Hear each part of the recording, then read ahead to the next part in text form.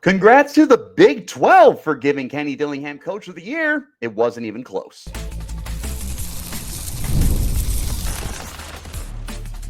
You are Locked On Sun Devils, your daily podcast on the Arizona State Sun Devils. Part of the Locked On Podcast Network, your team every day.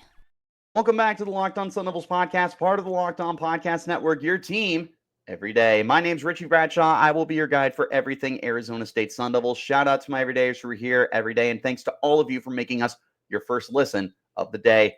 Today's episode is brought to you by FanDuel. Start the season with a big return. Place a $5 bet and win $150 in bonus bets if that $5 bet wins. Visit FanDuel.com to get started. What a great day to be a Sun Devils fan. In case you missed it, ladies and gentlemen, the Big 12 officially released their all-conference teams and their major awards for the Big 12, and ASU was very well represented. We're going to talk later in the show about the first team and the second team all-conference teams, plus honorable mentions. Before that, I should say, we also have to talk about some of the major awards the players won, but how can we not start by talking about Kenny Dillingham? And yeah, Kenny Dillingham, Coach of the Year. Like I said, it wasn't close. I don't know how the voting went, but I can tell you that as far as candidates went, it shouldn't have ever been close. It shouldn't have been a discussion. I am not the only person who thinks this. I would hope that more people outside of Tempe, Arizona would also understand that Kenny Dillingham is the Coach of the Year, not just the Big 12, but in the entire landscape of college football. With the Big 12 releasing this, they gave their explanations and their little excerpts on their decision. Here is what they had to write. Keep in mind, this is from the official Big 12 website. Kenny Dillingham, Coach of the Year. Arizona State's Kenny Dillingham was named the Chuck Nanus Big 12 Coach of the Year after posting the largest single-year win improvement in school history, improving the Sun Devils' record by 7 wins and guiding the team to a berth in the Dr. Pepper Big 12 Football Championship. I mean, they're right about all of that. There's a lot they didn't include, and that's fine. This is one sentence, so you're not going to be able to include all of the details as to why Kenny Dillingham is Coach of the Year. That is what I'm here for. Kenny Dillingham, Coach of the Year. Why is he Coach of the Year? Well, we can start with that. Kenny Dillingham improved ASU's record from 3 wins to 10 wins. He's more than tripled it. He has a chance to quadruple that total. ASU has a minimum of 2 more games this year, so a minimum of 2 more wins for ASU. Well, not a minimum of 2 more. Just forget I said that. There is a minimum of 2 more games for ASU, which means they can get 2 more wins, get to 12 wins.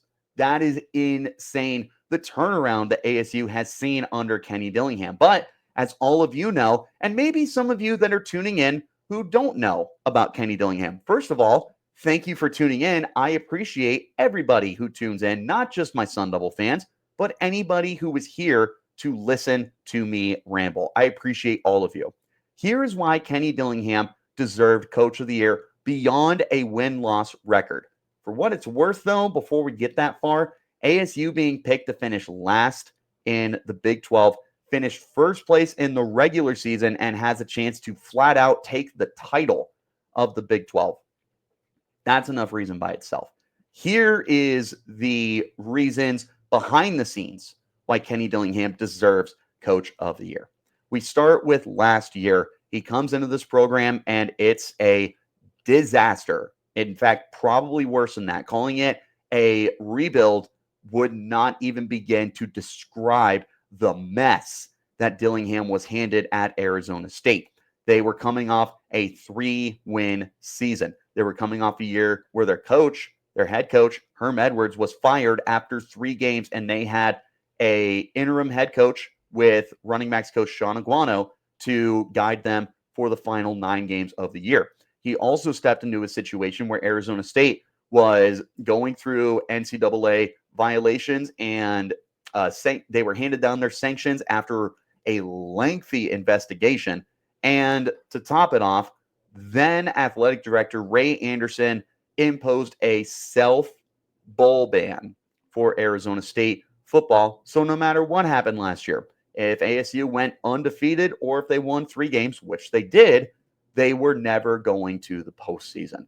That is about as big a mess as you're going to be handed out as a first-year head coach. And ASU only won 3 games. And it's not a surprise. That was a team that had a lot of retooling to do. They had a lot of injuries, but that's so beyond the point when you consider the amount of transfers from that program, when you consider the amount of new faces that were forced into the lineup. It was just a mess. They won 3 games. They had really good effort. You were hopeful for the future. You went into this year hoping that they would build on that, and they have more than done that. To make that turnaround in a year, for less than a 2-year time span, Kenny Dillingham has already built ASU up to potentially be an annual contender in the Big 12, and we'll see how far they can go from there. Rebuilds typically take at least 3 years. Kenny's done it in a year and a half. It's insane, the progress he has made. And ASU is only continuing to get better. So if you're looking for a reason why Kenny Dillingham deserved Coach of the Year, take that into account. More than wins and losses, more than being picked to finish last and finishing first in the regular season, and more than tripling the win total. And like they said, having the largest single-year win improvement in school history. 7 more wins than a year ago is insane. That is insane. But those are minuscule compared to everything that I just described for you. You can't begin to credit Kenny Dillingham for everything that he has done for this program in such a short amount of time. And he's going to be getting a nice extension here very, very soon, as the new athletic directing staff led by Graham Rossini understands how important Kenny Dillingham is to this program. He's not going anywhere. And ASU fans should be very excited about the future. Now, I do want to mention that there were other coaches in consideration who did have an argument, none more so than Deion Sanders at Colorado. And do me a favor, take your bias, throw it out for a second. I'll be right there with you because I'm not a Deion guy. I'm not a Colorado guy. I'll totally tell that to you straight up. But being objective and taking a look at this, yes, he did deserve votes, and there was a reason that a lot of people believed he was going to win the award.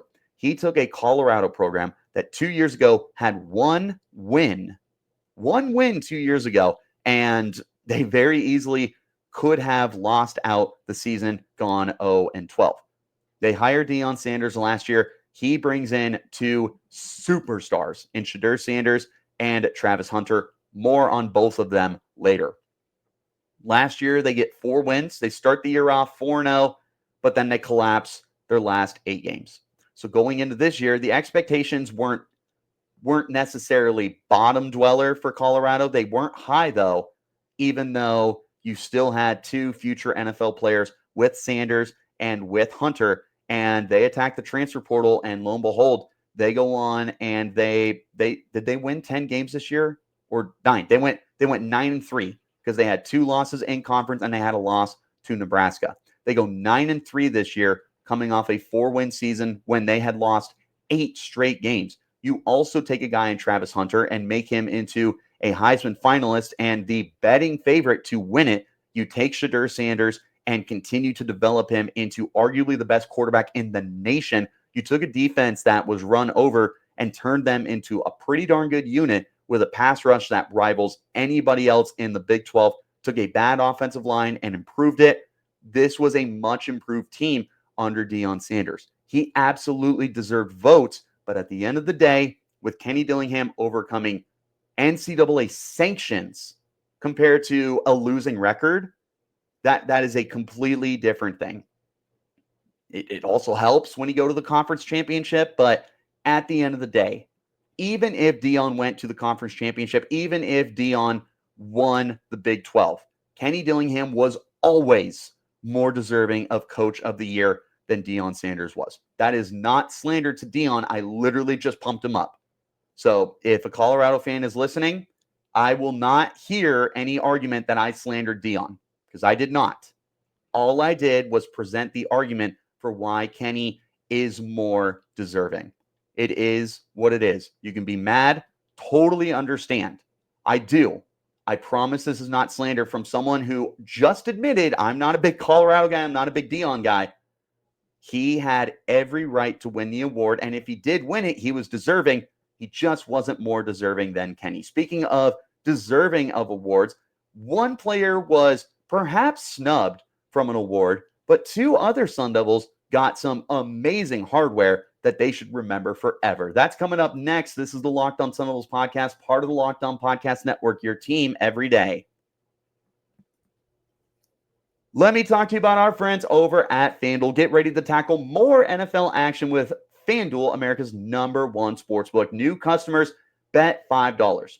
If that $5 bet wins, keep in mind, that can be anything. That can be a player prop. That can be a money line. That can be a spread, whatever you like. As long as that $5 bet wins, you are going to get $150 in bonus bets guaranteed that you can also spend on whatever you would like. The FanDuel Sportsbook app is also really helpful if you want to place live bets. Let's think.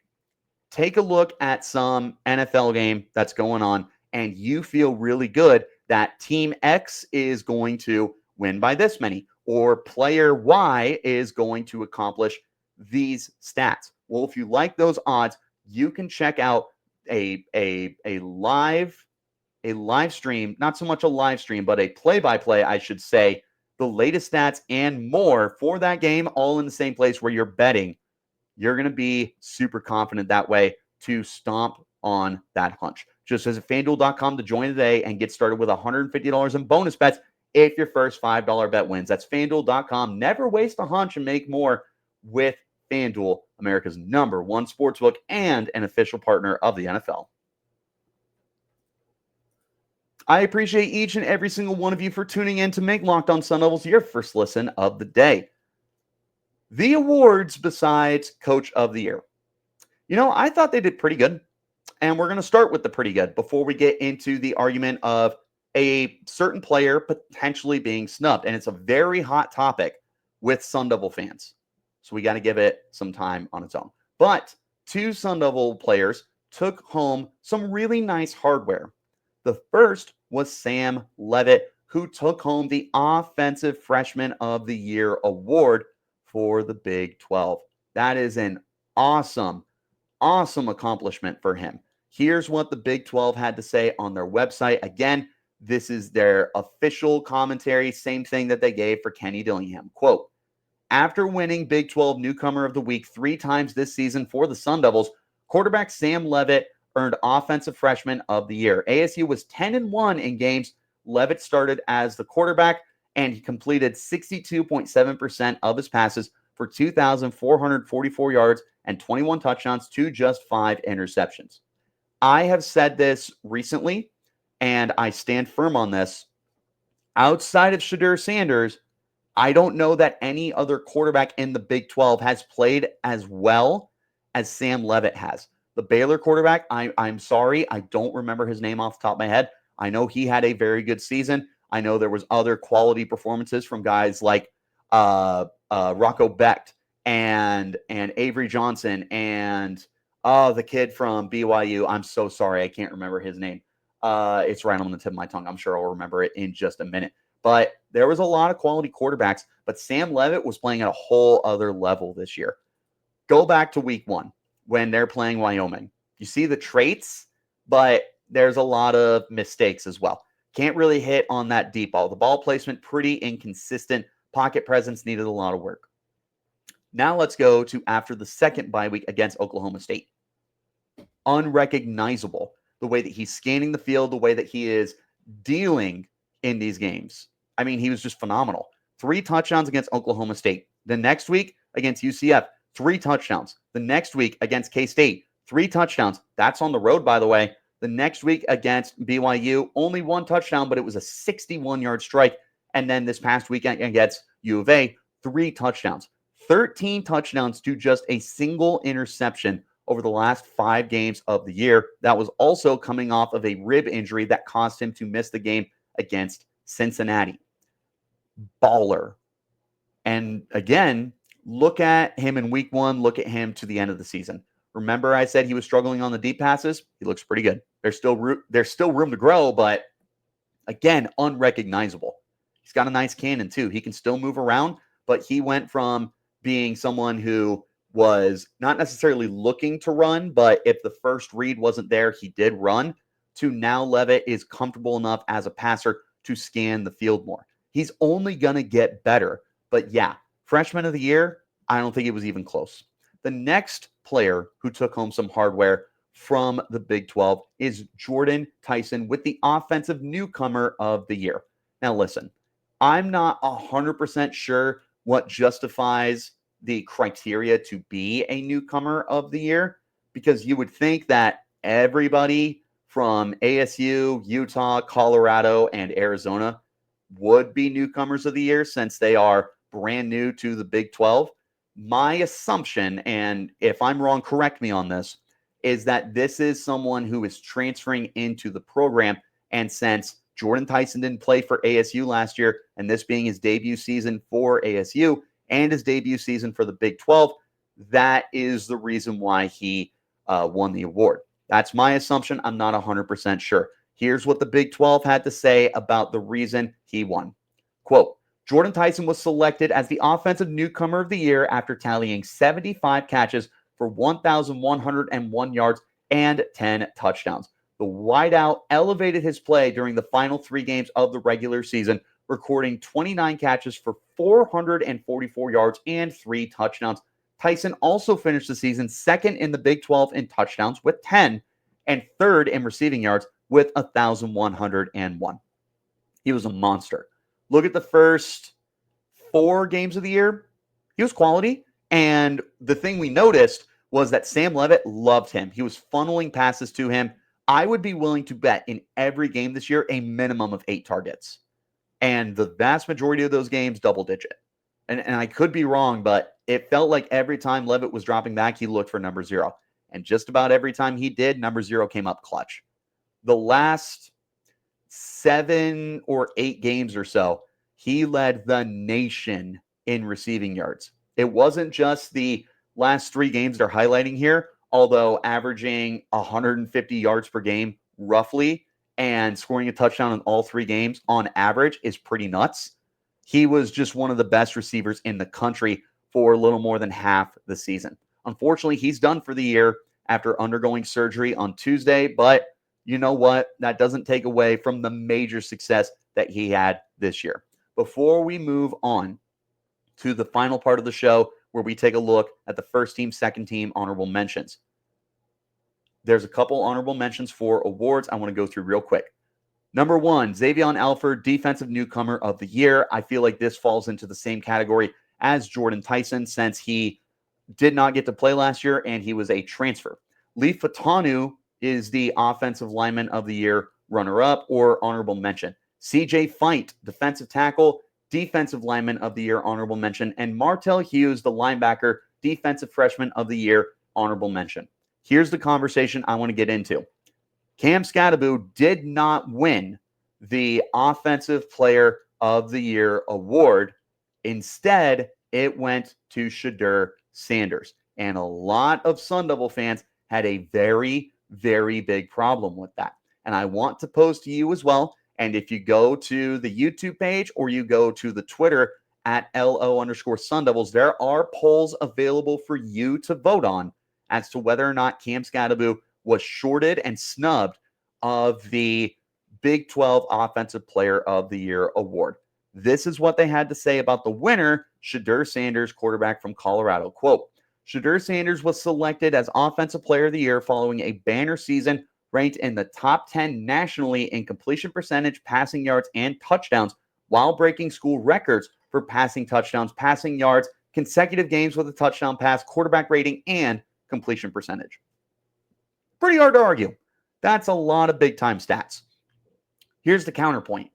Cam Skattebo, a.k.a. the people's running back, as we call him here on the Locked On Sun Devils podcast, because he is someone who can run it, he can catch it, he can pass it, he can punt it, and he's your mama's favorite player. There's a reason for that. It's because he's Mr. Do-It-All. This past season, in the regular season, he ran for 1,398 yards, 5.7 yards per clip, 17 rushing touchdowns. He also added 468 yards through the air on just 35 catches and another 2 scores. So about 1,800 scrimmage yards, 19 touchdowns. Oh, and he missed a game too.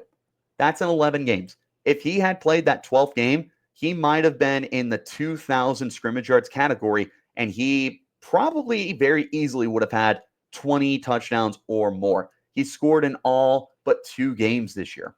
He's a beast. He's a monster. There's a reason that he is so good and so well respected and beloved by fans in Tempe.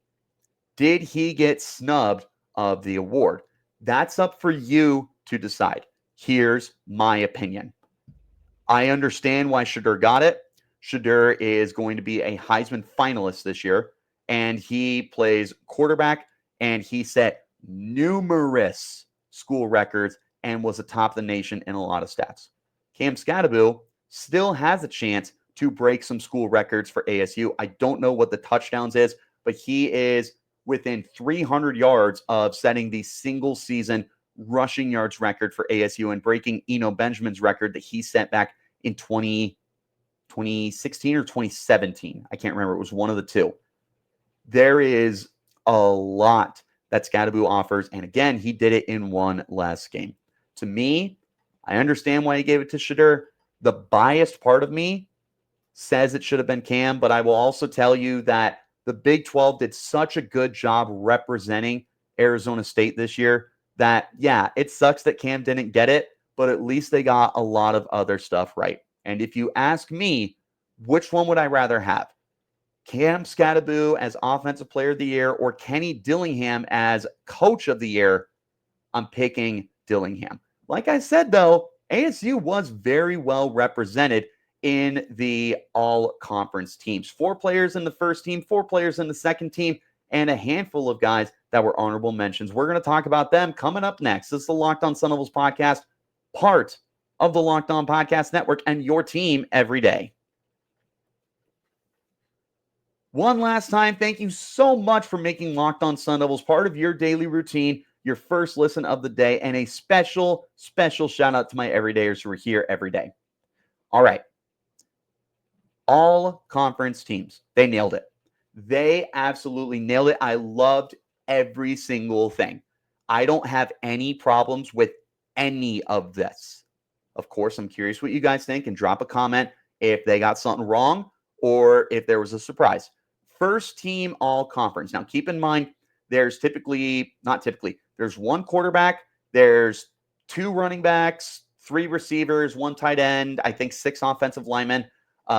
Defense, there's 5 defensive linemen, 3 linebackers, 5 defensive backs, something like that. I don't have it right in front of me. So there was a lot of spots to fill, but also a very limited amount of players to take those spots.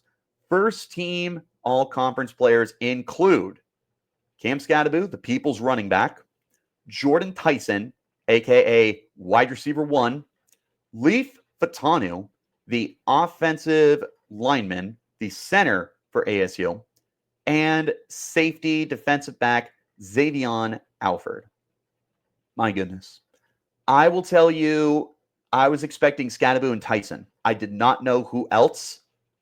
When I saw Fatanu and when I saw Alford, oh my God. When I tell you I was on cloud 9 and my heart was fluttering, I was so unbelievably happy to see Fatanu and Alford to get recognition for how great, not how good, how great they've been this year.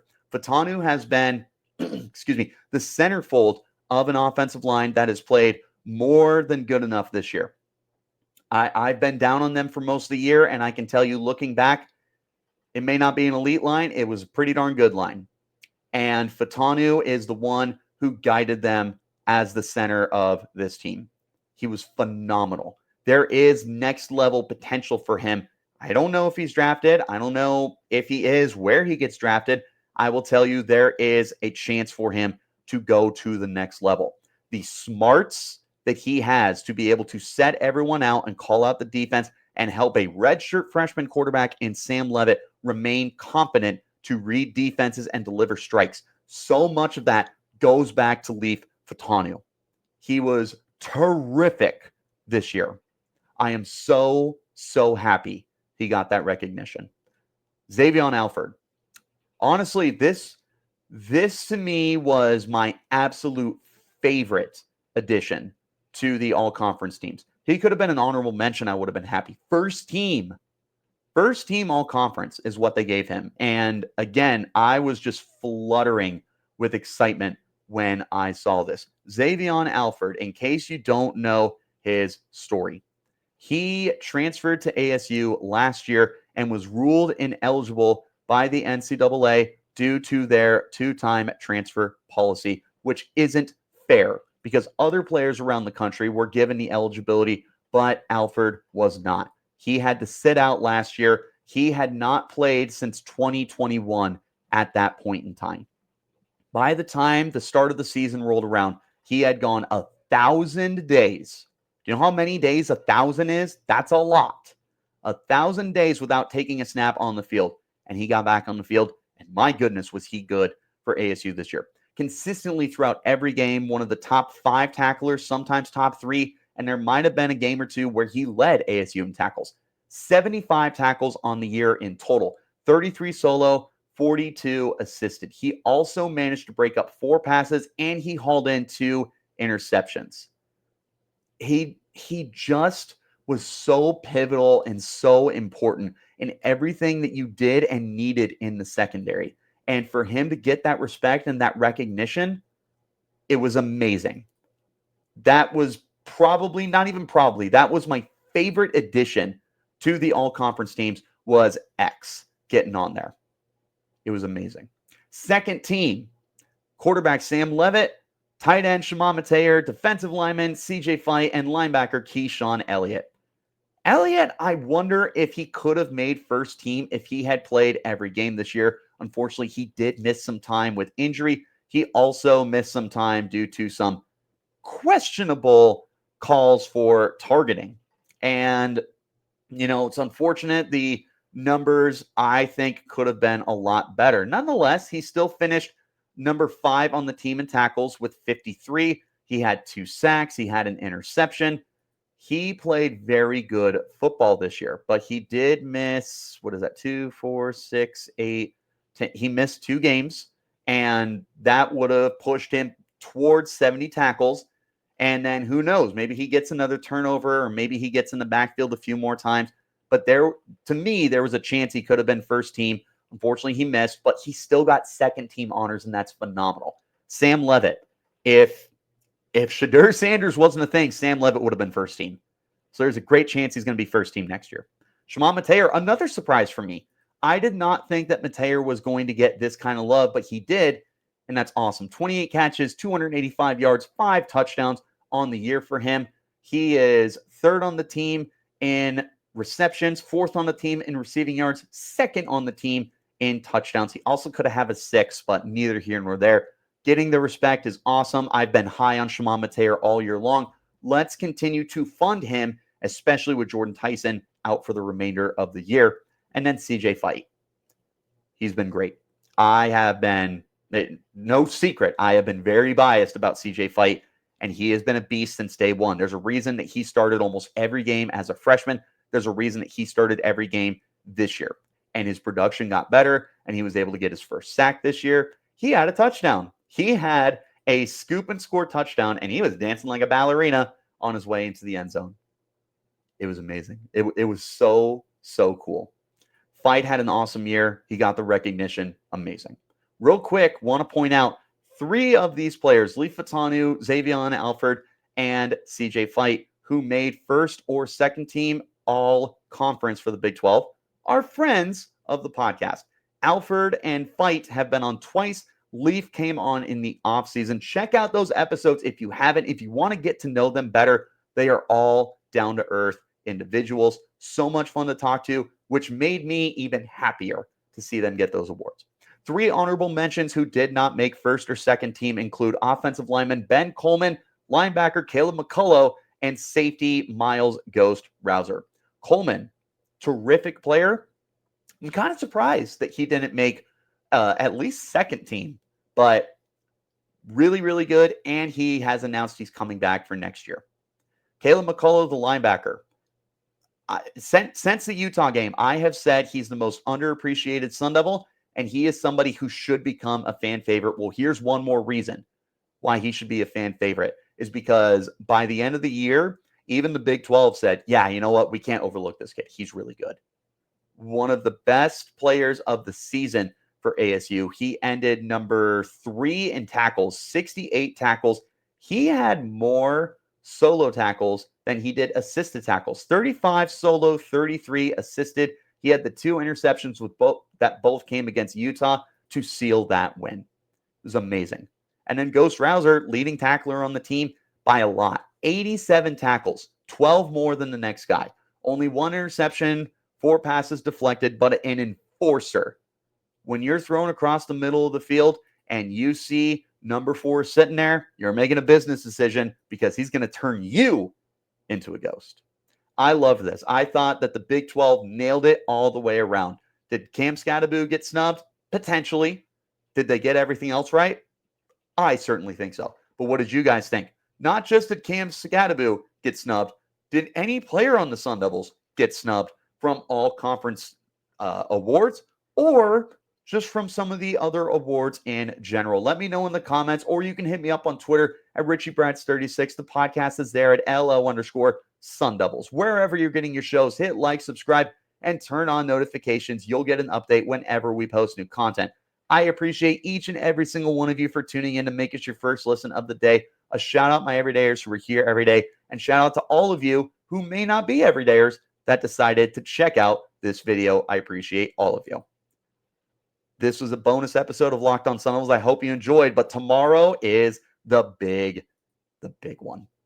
It is our game day preview of the Big 12 Championship. Arizona State against Iowa State in Arlington, in Jerry's World, to battle for the championship and to battle for a place in the college football playoff for the first time in either program's history. We're going to talk about the players to watch, offense and defense. We got bold predictions, a final score, and so much more. Make sure you have your notifications on so you get the update when the podcast drops bright and early in the morning. I'm looking forward to you guys tuning in. I will see you then. Until then, you keep it locked right here on Locked On Sun Devils.